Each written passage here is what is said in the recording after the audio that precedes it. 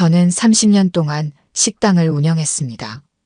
손님들은 제 음식이 정성이 가득하다고 했고 집밥 같다고 했습니다. 그만큼 저는 음식에 진심을 담아왔습니다. 끓이는 시간도 간도 전부 눈대중으로 맞추면서도 한 번도 실패한 적이 없었죠. 그래서 제 아들도 까다로운 입맛을 가진 적이 없었습니다. 하지만 우리 며느리는 달랐습니다. 3년 전 아들이 처음 며느리를 데려왔을 때부터 그랬습니다. 제가 끓여준 된장찌개를 한 숟가락 먹더니 짠듯하다며 수저를 내려놓았죠.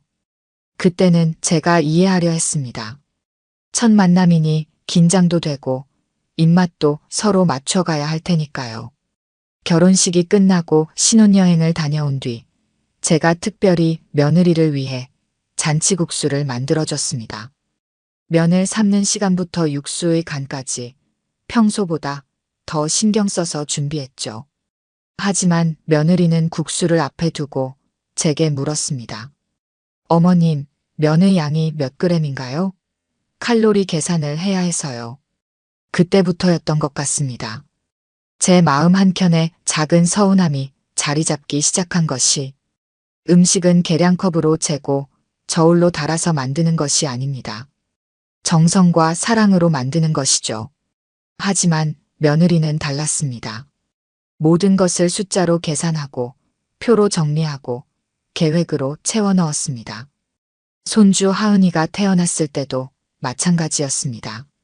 분유양은 정확히 재야 했고 이유식도 영양사가 짜준 표대로만 했습니다. 제가 봐도 하은이가 배고파 보여서 조금 더 주고 싶을 때도 있었지만 며느리는 절대 계획표에서 벗어나지 않았죠. 그래도 저는 참았습니다. 젊은 사람들은 또 젊은 사람들 나름대로의 육아 방식이 있겠지 하면서요. 하지만 참을 수 있는 것과 참지 못하는 것은 달랐습니다. 특히 하은이를 보러 가는 것조차 제한당했을 때는 더더욱 그랬습니다. 이야기를 계속하기 전에 구독과 좋아요 꾹 눌러주시고 매일 배달되는 사연 들어보세요. 알림 설정까지 해두시면 이야기가 올라오자마자 들으실 수 있답니다. 그럼 다시 이어가 보겠습니다. 그날도 평소와 다름없이 하은이가 보고 싶어 며느리 집에 들렀습니다. 손주 얼굴 보는 게 무슨 큰 죄라도 되는 걸까요? 현관문을 열고 들어서는데 며느리의 얼굴이 썩은 귤처럼 쭈그러들었습니다. 어머니, 오늘 오신다고 연락도 없으셨는데. 아니, 이게 무슨 말도 안 되는 소리인가요? 제가 30년 넘게 운영한 식당을 며느리한테 물려준 것도 아니고 제 손주 보러 가는데 무슨 예약을 하고 가야 한다는 건지. 하은이가 보고 싶고 마침 근처에 볼 일도 있고 해서 거실로 들어서니 며느리의 얼굴이 더욱 어두워졌습니다. 테이블 위에는 노트북이 펼쳐져 있었고 화면 가득 무슨 표가 잔뜩 그려져 있었습니다. 나중에 알고 보니 그게 하은이의 하루 일과표더군요. 아니, 애기 하나 키우는데 무슨 회사 업무 계획표도 아니고 말입니다. 어머니, 오늘은 하은이가 4시부터 피아노 학원에 가기로 되어 있었는데요. 며느리는 한숨을 쉬며 노트북 화면을 들여다보았습니다. 저는 그제서야 식탁 위에 늘어선 작은 통들이 눈에 들어왔습니다. 시간대별로 정리된 하은이의 간식들. 오후 3시 15분에 사과 6조각과 견과류 열알. 이렇게까지 해야 하나 싶었습니다. 할머니, 하은이가 방에서 뛰어나왔습니다. 제 품에 안기는 손주의 포근한 온기가 느껴졌습니다. 하은이는 제가 들고 온 장바구니를 보더니 눈을 반짝였습니다. 할머니가 뭐 가져오셨어요? 하은이 좋아하는 떡볶이 만들어줄까? 안 됩니다, 어머니. 며느리가 버럭 소리를 질렀습니다. 오늘 하은이 식단표에는 떡볶이가 없어요. 지금 먹으면 저녁 식사 계획이 다 틀어지잖아요. 순간 저는 할 말을 잃었습니다. 제 딸 같은 며느리가 이렇게 차갑게 굴 줄은 몰랐습니다. 남편이 회사에서 늦게 들어와도 친정어머니가 갑자기 들르셔도 늘 웃는 얼굴로 맞이하던 며느리였는데 말입니다. 어머니, 앞으로는 꼭 2주 전에 미리 연락 주세요. 제가 캘린더에 일정을 등록해둬야 해서요. 그 말을 끝으로 며느리는 하은이의 손을 잡고 피아노 학원으로 향했습니다. 현관문이 닫히는 소리가 나는 순간 저는 깊은 한숨을 내쉬었습니다. 제 딸이었다면 절대 이러지 않았을 텐데.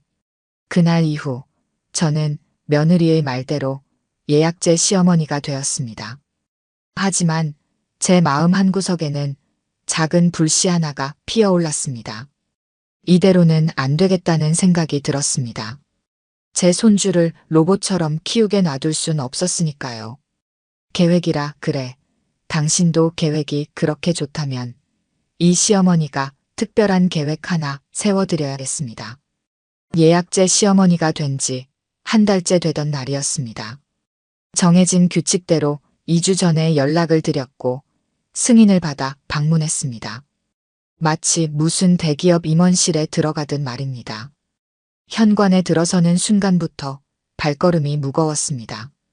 예전처럼 편하게 들르던 때가 마치 몇 년 전 일처럼 느껴졌습니다. 며느리는 이번에도 노트북 앞에 앉아 있었습니다. 여전히 그 빼곡한 표들이 화면을 가득 메우고 있었죠. 저는 정성스럽게 준비한 반찬통을 올려두었습니다.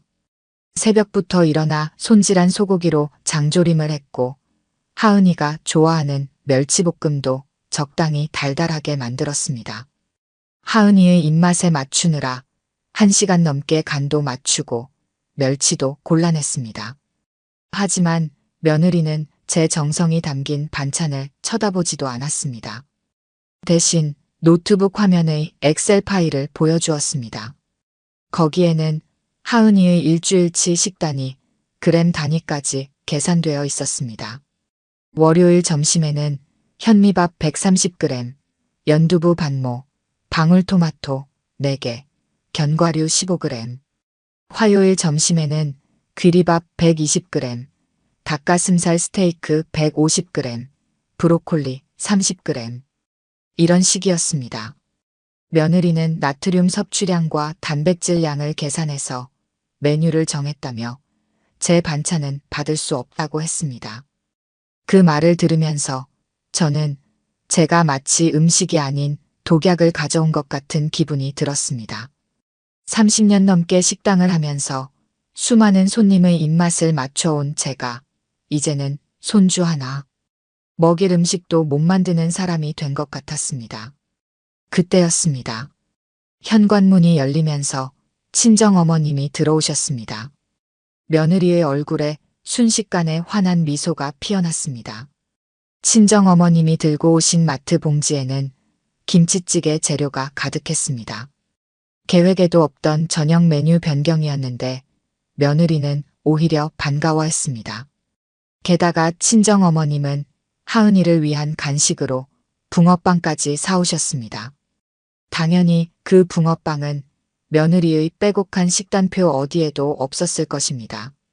하지만 며느리는 칼로리나 영양가를 계산하는 대신 하은이의 붕어빵 먹는 모습을 사랑스럽게 바라보기만 했습니다. 저는 그 광경을 더는 보고 있을 수가 없었습니다. 자리에서 일어났을 때 며느리는 형식적으로 저녁 식사를 같이 하자고 했습니다. 하지만 저는 거절했습니다. 2주 전에 미리 연락드리고 다시 오겠다는 말만 남기고 그 자리를 떠났습니다. 집으로 돌아오는 길이 무척 멀게 느껴졌습니다. 발걸음은 무거웠고 손에 들린 반찬통은 그 어느 때보다 무겁게 느껴졌습니다. 귓가에는 계속해서 며느리와 친정어머님의 웃음소리가 맴돌았습니다. 그날 밤 저는 한숨도 자지 못했습니다. 머릿속에는 온통 며느리의 이중적인 모습만 가득했습니다. 내 아들은 이런 상황을 알고는 있는 걸까 하는 생각도 들었습니다. 아마도 모를 것입니다. 아침 일찍 나가서 밤늦게 들어오는 아들은 집에서 일어나는 이런 일들을 자세히 모를 테니까요. 다음 날 저는 40년 지기 친구 최영숙을 만났습니다. 평소에는 잘 보이지 않던 제 한숨 소리를 친구는 단번에 알아챘습니다. 억지로 감추려 했지만 결국 모든 이야기를 털어놓고 말았습니다. 며느리의 완벽주의적인 성격, 빼곡한 일정표와 식단표, 시댁과 친정을 차별하는 태도까지. 친구 영숙이는 제 이야기를 다 듣고는 의미심장한 미소를 지었습니다. 며느리가 그토록 계획을 중요시한다면 우리도 완벽한 계획을 세워보자는 제안이었습니다. 그 말을 듣는 순간 제 머릿속에서 무언가가 반짝였습니다. 그렇게 제 복수는 시작되었습니다. 영숙이의 제안은 단순하면서도 치밀했습니다. 며느리의 완벽주의적 성향을 역이용하자는 것이었습니다. 저는 그날 밤 잠을 설치며 계획을 세웠습니다. 이번에는 제가 엑셀 파일을 펼쳐놓고 하나하나 기록해 나갔습니다. 먼저 며느리의 회사 일정부터 파악했습니다. 아들을 통해 슬쩍 물어보니 이번 달 말에 큰 프로젝트 발표가 있다고 했습니다. 며느리가 팀장으로 진행하는 중요한 발표라고 했죠. 며느리의 성격상 필경 몇 주 전부터 계획을 세워두었을 것이 뻔했습니다. 하은이의 어린이집 일정도 챙겼습니다. 원장 선생님과는 제가 특별히 친분이 있었습니다. 30년 식당을 하면서 만난 단골 손님이었거든요. 원장 선생님은 흔쾌히 도와주겠다고 했습니다. 하은이가 다니는 어린이집의 연간 행사 계획표를 손에 넣는 건 식은 죽 먹기였습니다. 친정어머님의 스케줄도 알아냈습니다. 아들이 매달 가족 식사 자리를 예약할 때 친정어머님 일정을 물어보곤 했거든요. 이번에는 제가 먼저 약속을 잡았습니다. 물론 며느리는 모르게 말입니다. 그리고 가장 중요한 건 며느리의 집 현관 비밀번호였습니다. 하은이가 며느리 몰래 알려준 숫자를 하나하나 받아 적으며 저는 문득 이런 게 범죄가 되진 않을까 걱정도 됐습니다. 하지만 이내 며느리가 친정어머님께는 스스럼 없이 알려주었다는 사실이 떠올랐고 그 서운함에 양심의 가책은 사라졌습니다. 영숙이는 제 계획에 살을 더해 주었습니다. 아파트 주민 모임의 회장이기도 한 그녀는 단지 내 주요 인물들을 모두 알고 있었습니다. 특히 며느리와 같은 동라인에 사는 젊은 엄마들의 모임 정보를 쥐고 있었죠. 영자야, 이번에는 우리가 며느리한테 완벽한 통제란 게 무엇인지 보여줘야겠어. 영숙이의 말에 저는 고개를 끄덕였습니다. 식당을 하면서 많은 일을 겪었지만 이렇게 치밀한 계획을 세워본 적은 처음이었습니다. 머릿속에는 이미 며느리의 완벽한 계획이 흐트러지는 모습이 그려지고 있었습니다. 첫 번째 목표는 며느리의 완벽한 식단표였습니다. 30년 동안 식당을 하면서 쌓은 경험이 있었기에 저는 자신이 있었습니다. 음식은 계획대로 되지 않을 때가 많다는 것, 그리고 그때가 가장 맛있다는 것을 누구보다 잘 알고 있었으니까요. 두 번째는 하은이의 일정표였습니다. 피아노, 미술, 발레, 영어까지. 빼곡하게 짜여진 시간표 속에는 아이다운 여유가 없었습니다.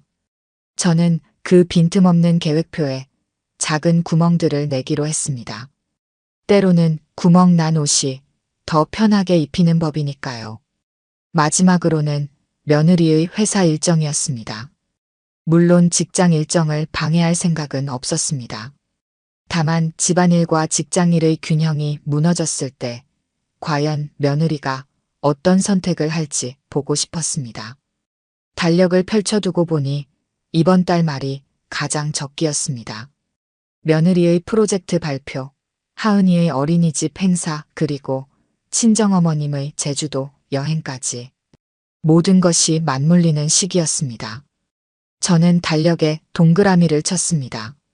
디데이는 2주 후로 정했습니다. 며느리가 그토록 좋아하는 2주 전 통보 규정에 맞춰서 말입니다. 계획대로 저는 정확히 2주 전에 며느리에게 연락을 드렸습니다. 이번에는 조금 특별했습니다. 며느리의 회사 근처에서 중요한 약속이 있으니 점심시간에 잠깐 들러 하은이 간식을 전해주겠다고 했습니다. 며느리는 평소와 다름없이 노트북을 열어 캘린더를 확인했고 그날 일정에 저를 추가했습니다. 하지만 며느리는 몰랐습니다. 제가 그날을 위해 얼마나 많은 준비를 해두었는지를요. 먼저 하은이의 어린이집에서 학부모 참여 수업이 있다는 공지가 나갔습니다. 원장 선생님의 도움으로 공지 시점을 며느리의 회사 발표 날과 정확히 맞출 수 있었습니다. 오전 10시부터 11시까지 며느리의 프로젝트 발표 시간과 정확히 겹치는 시간이었죠. 다음은 친정어머님의 제주도 여행이었습니다. 원래는 다음 주로 예정되어 있었지만 최영숙 씨의 여행사 사장 친구 덕분에 급하게 일정을 앞당길 수 있었습니다. 물론 친정어머님은 즐거운 마음으로 일정을 변경하셨습니다. 며느리가 의지하던 가장 큰 지원군이 사라지는 순간이었습니다. 그리고 가장 중요한 건 하은이의 친구들, 학부모님들과의 약속이었습니다. 저는 일부러 그들에게 하은이의 생일이 이번 주라고 살짝 흘렸습니다. 물론 진짜 생일은 3개월이나 남았지만요. 하은이의 친구 5명의 어머님들이 저마다 케이크와 선물을 준비하고 며느리의 집으로 방문하겠다고 했습니다. 드디어 그날이 왔습니다. 아침 일찍 며느리는 발표 준비를 위해 서둘러 출근했습니다. 저는 그때를 기다렸다는 듯이 하은이의 어린이집으로 향했습니다. 원장 선생님은 약속대로 학부모 참여 수업 안내문을 며느리의 휴대전화로 보냈습니다. 오늘은 꼭 부모님이 참석하셔야 합니다. 라는 말도 빼먹지 않고요. 며느리의 휴대전화가 울리기 시작했습니다. 발표 준비로 바쁜 와중에 학부모 참여 수업 공지를 확인한 며느리는 당황했을 것입니다. 하지만 이것은 시작에 불과했습니다. 오전 9시 친정어머님께서 제주도행 비행기에 오르셨습니다. 평소라면 며느리가 의지하던 분이 이제는 연락해도 바로 달려올 수 없는 곳으로 가신 것입니다. 오전 9시 30분, 저는 며느리의 회사 앞 카페에 앉아 있었습니다. 며느리가 허둥지둥 뛰어나와 차를 타는 모습이 보였습니다. 아마도 어린이집으로 가는 중이겠죠. 하지만 이 시간의 강남 거리는 최악의 정체가 예상되는 시간이었습니다. 제 예상은 정확했습니다. 며느리는 어린이집에 도착하자마자 다시 회사로 달려가야 했습니다. 발표 시작까지 15분밖에 남지 않았으니까요. 그리고 그때였습니다. 하은이 친구들의 어머님들이 하나둘 며느리의 집으로 모여들기 시작했습니다. 저는 며느리에게 문자를 보냈습니다. 며느리, 제가 하은이 간식 전해주려고 집에 왔는데 하은이 친구들이 다 와 있네요. 생일 파티하나 봐요. 제가 애들 좀 봐주고 있을게요. 며느리의 완벽한 계획에 균열이 가기 시작했습니다. 발표는 시작되었을 테고 집에는 초대하지 않은 손님들이 가득합니다. 친정어머님은 연락이 되지 않고 하은이의 하교 시간은 다가오고 있었죠. 예상대로 며느리의 답장이 왔습니다. 급하게 친구 어머님들께 양해를 구하고 다음에 제대로 된 자리를 마련하겠다는 내용이었습니다. 하지만 이미 케이크는 펼쳐져 있었고 아이들은 즐거운 파티 분위기에 젖어 있었습니다. 저는 조용히 부엌으로 향했습니다. 며느리의 완벽한 식단표가 있는 냉장고를 열어보니 오늘 저녁은 연어 샐러드와 현미밥으로 예정되어 있더군요. 저는 그 식단표를 살짝 떼어내고 제가 준비해간 재료들을 꺼내기 시작했습니다. 제가 특별히 아이들을 위해 요리를 해주려고 해요. 다른 어머님들이 좋아하며 거들어 주셨습니다. 며느리의 깔끔한 주방은 순식간에 왁자지껄한 식당으로 변해갔습니다. 30년 식당 운영의 노하우를 살려 아이들이 좋아할 만한 음식들을 준비했습니다. 정확히 계량된 재료들은 어느새 눈대중으로 더해지는 양념들로 대체되었고, 정갈하게 구획된 반찬통들은 즉석에서 만들어지는 요리들로 채워졌습니다. 며느리의 완벽한 주방은 조금씩 무너져가고 있었습니다. 그리고 마침내 며느리가 귀가했습니다.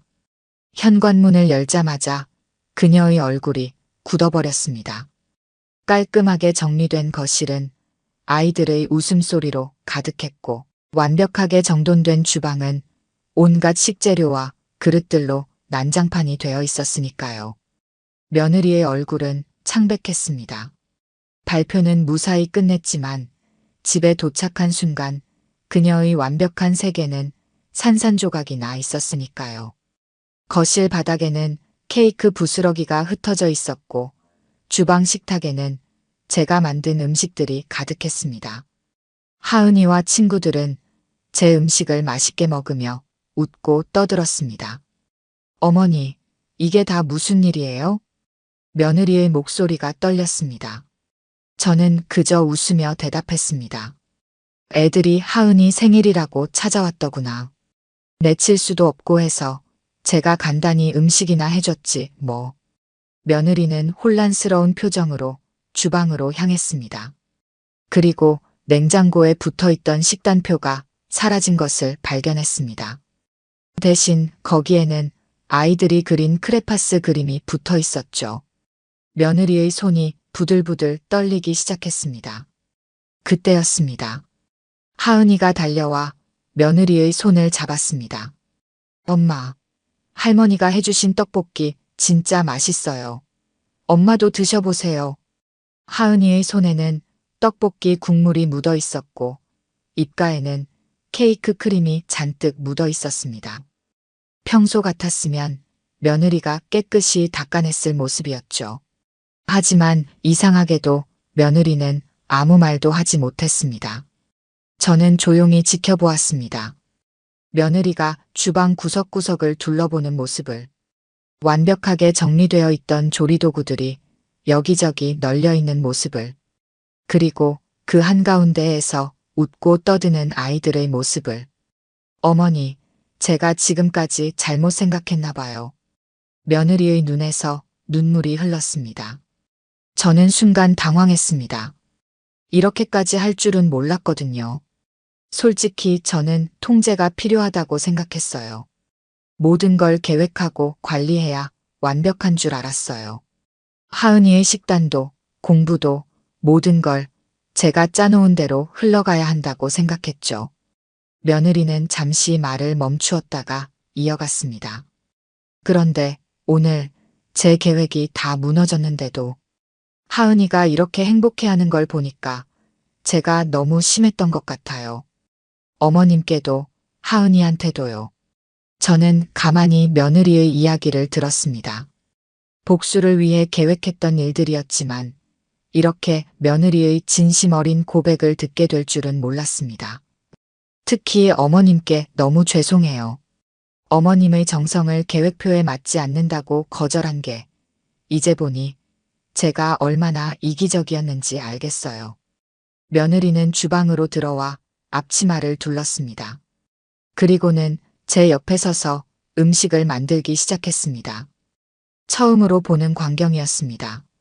어머님, 저한테도 가르쳐 주세요. 계량하지 않고도 맛있는 음식을 만드는 법을요.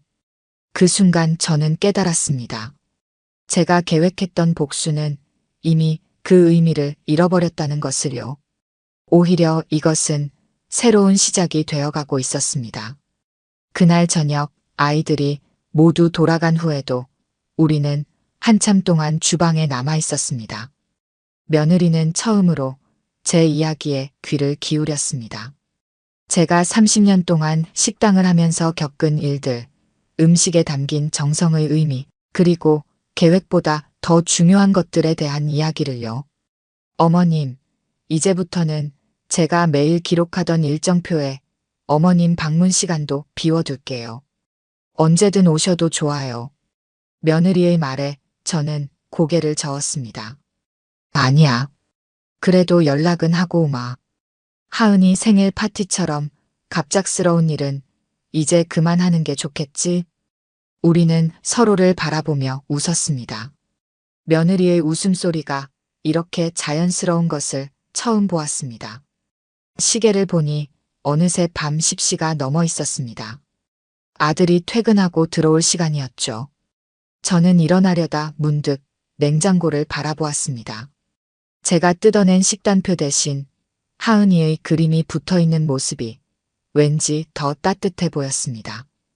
그로부터 6개월이 지났습니다.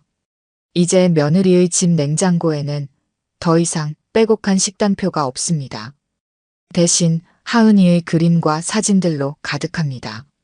매주 수요일은 우리의 요리 교실이 되었습니다.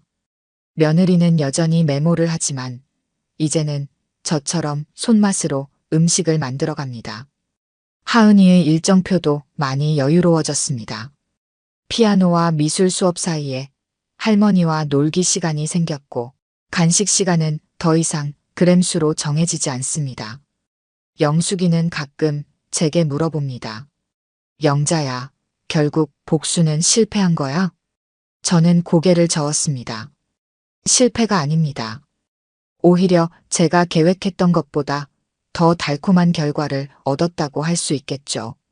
복수를 계획하면서 며느리의 완벽함을 무너뜨리려 했지만 결국은 우리 모두가 한 걸음 더 가까워졌으니까요.